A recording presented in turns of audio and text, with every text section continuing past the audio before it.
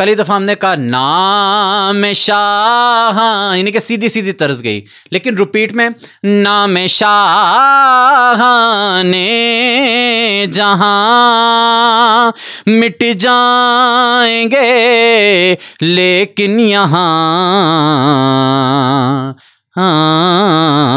यहाँ लाके छोड़ना ताकि हम वापस अपने माहौल में आ सकें जहाँ से हमने कलाम शुरू किया था। बिस्मिल्लाहिर्रहमानिर्रहीम। अस्सलाम वालेकुम दोस्तों, मैं हूँ नात ख़ान मोहम्मद बिलाल भट्टी।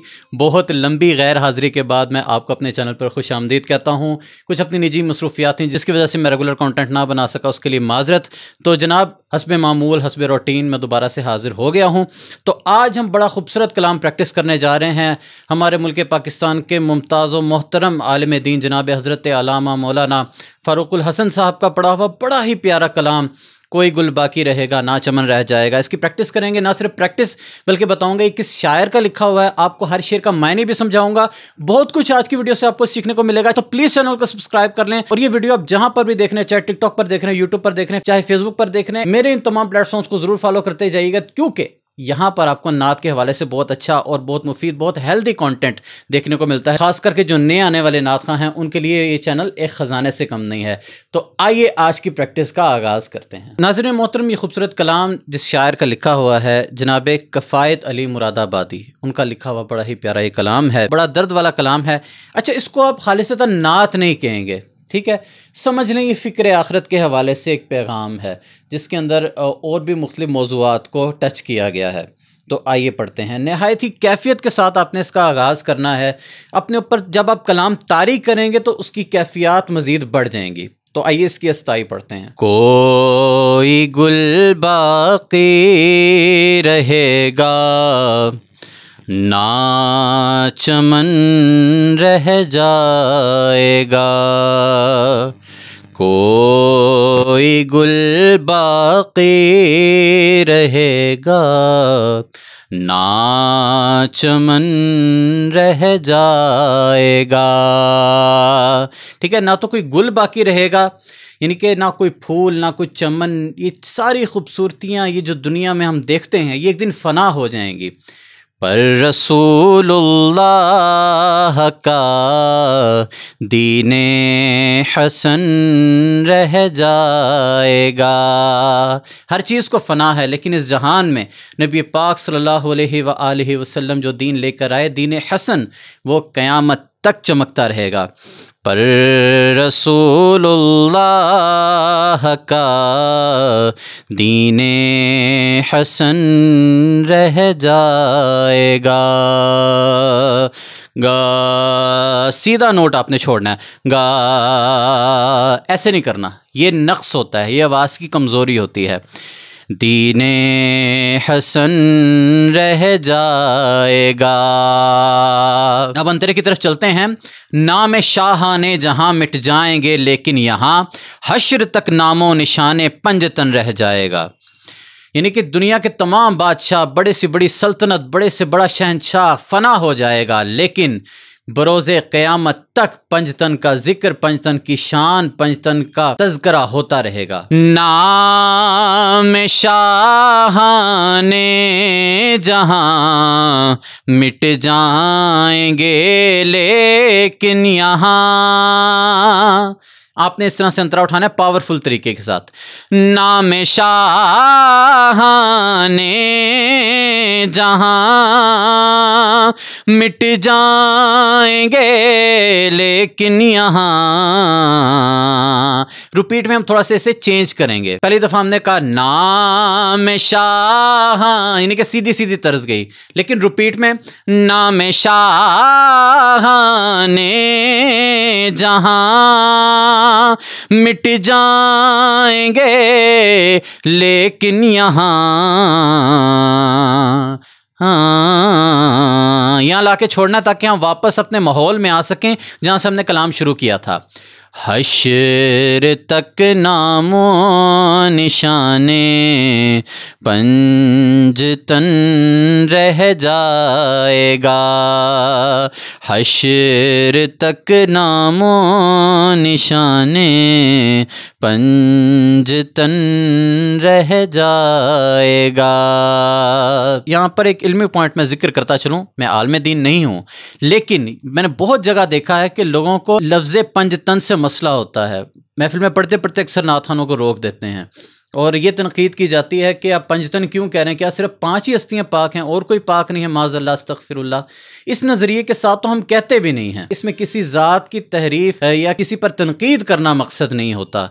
इस तरह से तो इंसान दायरा इस्लाम से खारिज हो जाएगा अगर इस नीयत के साथ, गलत नीयत के साथ कहा जाए। मेरा वजदान ये कहता है कि पंजतन कहने में कोई भी शरी इस पर हद नहीं लग सकती और बरमला तरीके से नीयत पाक साफ रखते हुए, तमाम हस्तियों का अदब व एहतराम दिल में रखते हुए अगर ज़िक्र पंजतन किया जाए तो इसमें कोई भी परेशानी वाली बात नहीं है। हश्र तक नामो निशाने पंजतन रह जाएगा। और दुर्द पाक की फजीलत के हवाले से शायर क्या लिखते हैं? जो पढ़ेगा साहिबे लौलाक के ऊपर दुरूद। साहिबे लौलाक से मुराद नबी पाक सल्लल्लाहु अलैहि वसल्लम की ज़ात मुबारक है कि जो उन पर दिल से दुरूद पाक पढ़ेगा वो आग से महफूज कर दिया जाएगा। हम उलमा से भी सुनते हैं और अहादीस का मफ़हूम भी यही निकलता है। जो पढ़ेगा साहिबे लौलाक, एक तो आपने इस चीज़ का ख्याल रखना है जहाँ पे अरबी मखारिज खालिसतन ख़ास अरबी लफ्ज़ आ जाए वहाँ आप मखारिज का ख्याल ज़रूर करें। अब साहिब लौलाक भी मैं कह सकता था, लेकिन अगर अरबी क़वायद के मुताबिक देखा जाए तो साहिब से मुराद सीन हो जाएगा, स्वाद नहीं बनेगा। तो स्वाद को वाज़े करने के लिए मैंने साहिब लौलाक कहा। और साहिब लौलाक एक तरकीब है, आपने इसके दरमियान में सांस नहीं तोड़ना। लौलाक कहने के बाद आप सांस ले सकते हैं। ऐसे नहीं होगा कि जो पढ़ेगा साहिबे लौलाक, ये गलत तरीका है। जब कहना है तो पूरी सांस के साथ ये आपने एक ही टेक में कहना है। जो पढ़ेगा साहिबे लौलाक के ऊपर दुरूद। अच्छा तरीका तो ये कि आप एक ही सांस में कह दें, ठीक है।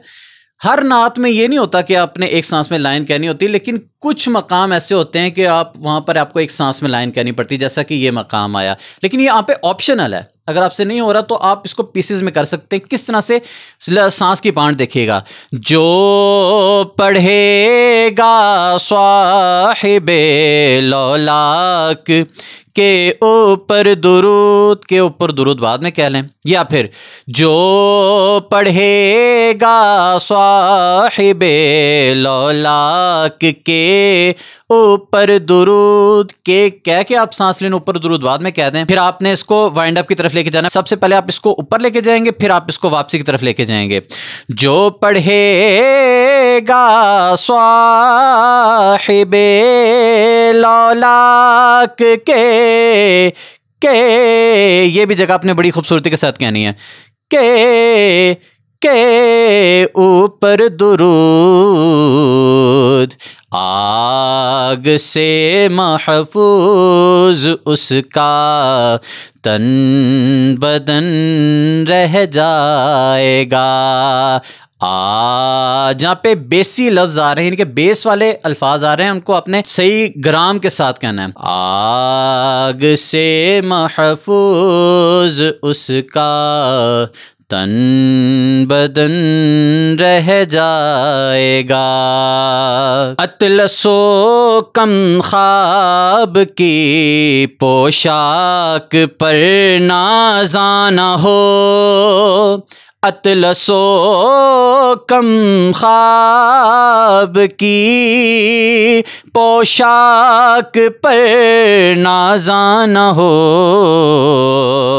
अतलसो कम ख्वाब की पोशाक पर नाज़ाना हो। आज आम अल्फाज में समझाता हूँ कि हम एक्सपेंसिव, महंगे से महंगा ड्रेस पहनते हैं। जायज़ है, आपको अल्लाह पाक ने अता किया तो आप पहनो, लेकिन उस पर इतराओ नहीं, गुरूर ना करो कि मैंने बड़ा जनाब लट्ठा पहना हुआ है और अकड़ के चलो। नहीं, एक दिन इस पर कफन आना है, हमें ये सोचना चाहिए। शायर यही समझाना चाह रहे हैं कि अतलसो कम ख्वाब की पोशाक पर नाज़ाना हो, अकड़ना, अतलसो कम ख्वाब की पोशाक पर नाज़ाना हो,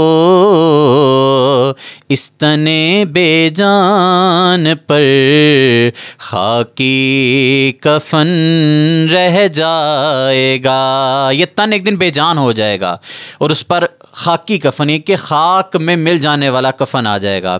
इस तने बेजान पर खाकी कफन रह जाएगा। मक्ते की तरफ चलते हैं।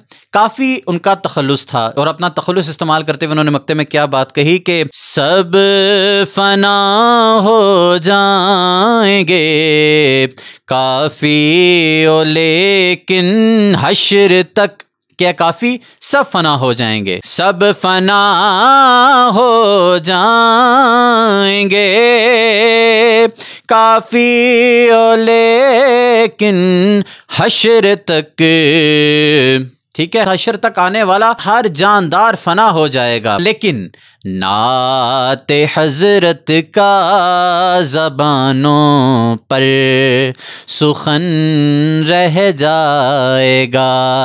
हम नहीं रहेंगे, हमारी आने वाली नस्लें, उनकी नस्लें, उनकी नस्लें, जब तक वो हयात रहेंगी हुजूर का जिक्र होता रहेगा। हम नहीं रहेंगे लेकिन ये जिक्र ता क़यामत होता रहेगा। शायरी ही समझाना चाह रहे हैं, तो इसकी प्रैक्टिस कीजिए। अगर आप मुझसे ऑनलाइन क्लासेस लेना चाहते हैं तो नीचे दिए गए नंबर पर आप मुझसे कांटेक्ट कर सकते हैं। व्हाट्सएप पर मैसेज कीजिएगा, आपको डिटेल फॉरवर्ड कर दी जाएंगी। नहायत ही मुनासिब फीस के अंदर आपको प्राइवेट नात क्लास दी जाएगी। और नात ट्रेनिंग के हवाले से मेरी पुरानी वीडियोज़ को भी ज़रूर देखा करें, उनमें भी बहुत कीमती मवाद छुपा हुआ है। मेरे यूट्यूब चैनल पर जाएँ, वहाँ पर प्ले लिस्ट में जाएँ, प्ले लिस्ट के अंदर नात ट्रेनिंग में जाएँ और आपको वहाँ पर सैकड़ों के हिसाब से वीडियोज़ मिलेंगी। तो वो आपके लिए ही मैंने बनाई हुई हैं। मुझे दुआ में याद रखिएगा। इंशाअल्लाह ताला जल्द अगली वीडियो में मुलाकात होती है, तब तक के लिए इजाज़त दीजिए। अल्लाह हाफ़िज़।